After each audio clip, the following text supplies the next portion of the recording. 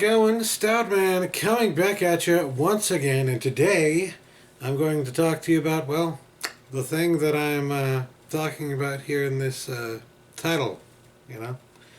I picked up a very, well, I wouldn't say rare, but I would say, I picked up one of those somewhat more difficult to come by titles from a, um, what Brandon calls a boutique label. It's Twilight Time, and this is one of their limited to 3,000 releases that just came out, and I pre-ordered it, and it finally came in the mail. They sent it to the wrong address originally, but then finally made its way here, so awesome. I have it in my collection now, and it's a movie that I've been waiting to get in my collection for a long time. I wasn't even sure if they'd ever bring it to Blu-ray, so I was really happy when I saw this in an email. And that would be The Last Detail, starring, of course, Jack Nicholson. But it doesn't just star Jack Nicholson, mind you. I mean, there are a bunch of pretty notable people involved with this movie. You've got Otis Young, you've got Robert Towne, who's the guy who wrote the screenplay for it.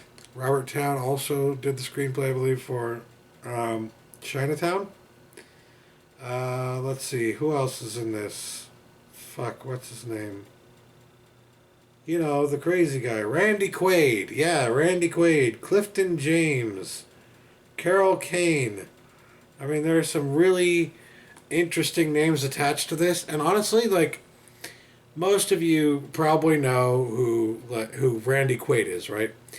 Randy Quaid has made a name for himself as a comedian. And lately he's made a name for himself as somebody who's a little bit off kilter.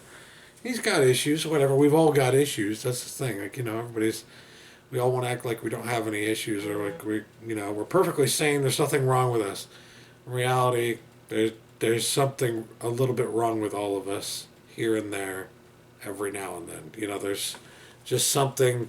I personally believe that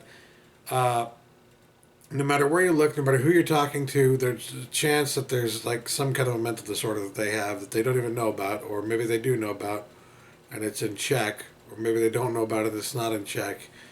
You never know what you're going to get. And when I look at someone like Randy Quaid, I think of him as someone who kind of had it in check for a while, but now it's, as he's getting older, he's kind of losing control of it, kind of thing. I don't know. I don't know the guy's story. I don't know him. So I'm not going to speak ill of him at all. All I know is, he's done some odd things lately, and he's been in the news lately for some odd reasons. But regardless of that, the guy has made a name for himself as a career, what would you say? A career comedian for the most part. Like, he did all the roles as Uncle Eddie. I believe it's Uncle Eddie. I could be wrong. Cousin Eddie. One of those two. It's either Uncle or Cousin Eddie in the vacation movies, right? But most people probably don't realize this. Before he did those movies, he was in movies like this, Last Detail, which is very much a new Hollywood movie, which is to say it's along the same lines of Five Easy, like other things that Jack Nicholson has done. Five Easy Pieces, Chinatown. It's not necessarily like a noir like Chinatown, but it's, it's that dark and gritty kind of realistic kind of look at the world kind of movie that you got from the early 70s and from that new Hollywood era. Heck, a lot of names attached to it are new Hollywood, right?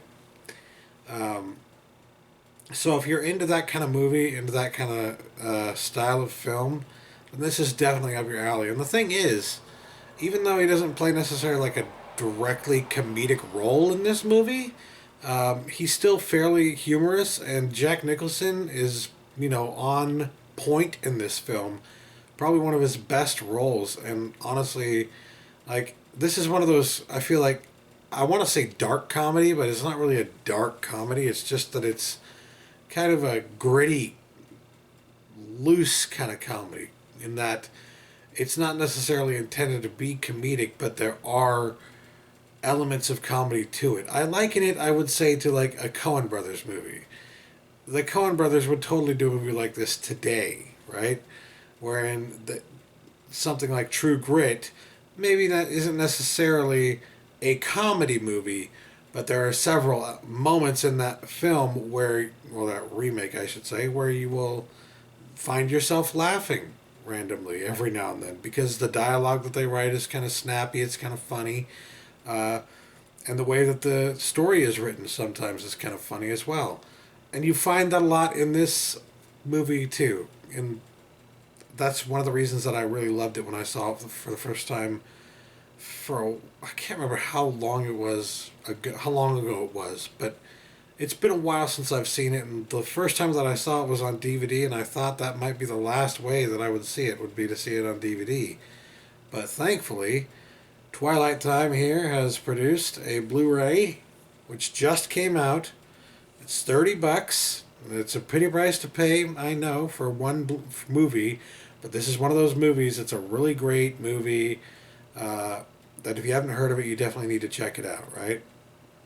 And you know, obviously, with all the names attached to it, you're probably thinking, yeah, actually, I do want to check that out. You know, if you haven't already, that is.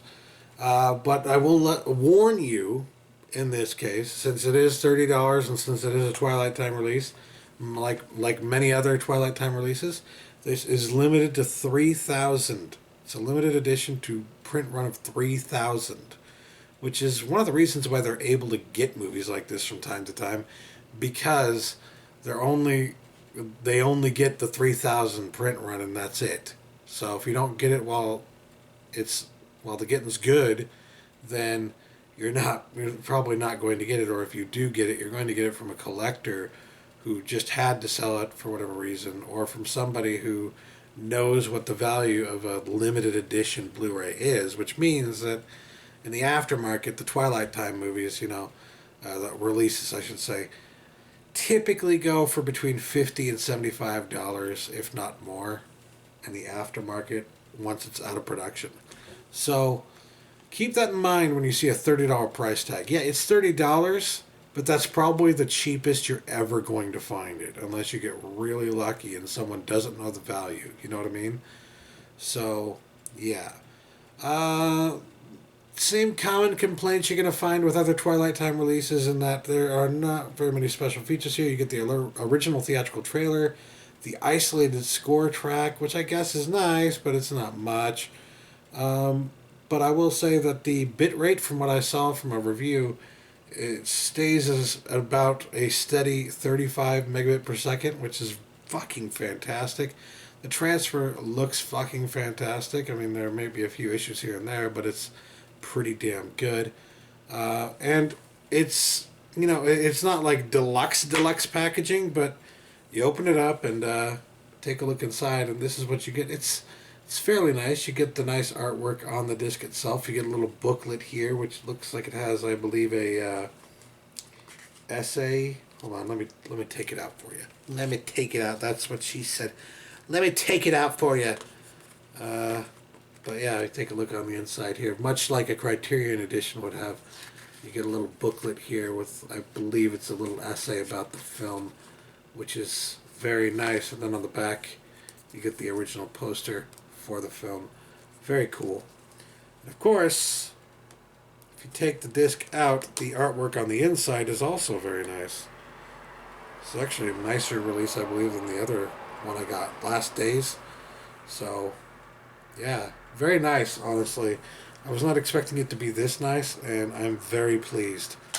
Yes, it cost me $30 plus shipping, and I had to wait for it to actually get here when it was sent to the wrong place, and, all that nonsense. But regardless of that, the mere fact that I'm able to hold in my hand a Blu-ray copy of this movie, which I never thought we'd see in a million years, this is something, honestly, that needs to be on the Criterion Collection, and maybe someday it will be.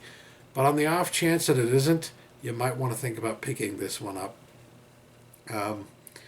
Yeah, it's $30. If you aren't sure about whether or not you want to pick up the Blu-ray immediately, I would suggest trying to pick up one of the DVD copies. You can get them for between $5 and $10 every now and then, used. So check on eBay, check on Amazon, do whatever, and just check it out and see if it's something that you would think about buying, or on Blu-ray rather. When it comes to streaming, this isn't like a very well-known movie, so chances are you're not going to get that kind of option. So with that said, yeah, just be aware that it's going to be rare, more than likely, and even if Criterion does come out with their own version of it, this is still limited to 3,000. It's still going to be worth something after all that. So, yeah, there you go. I guess that's all I have to say. That's all I picked up this week. So, thanks for watching. Catch you later. Peace.